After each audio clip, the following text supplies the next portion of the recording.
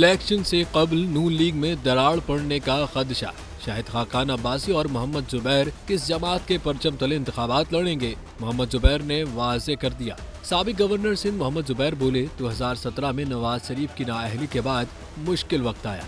जब तोड़ फोड़ शुरू हो गई थी, पार्टी के साथ खड़ा था। मेरा ख्याल है अब भी मैं नून लीग में हूँ।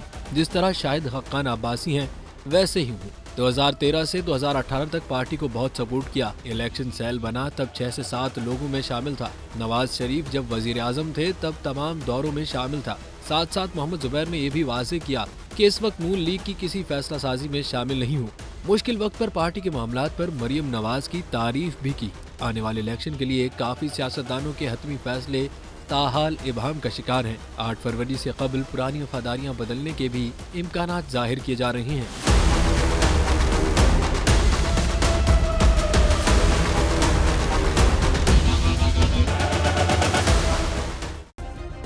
सब्सक्राइब करें और बेल दबाएं ताकि कोई खबर रह न जाए।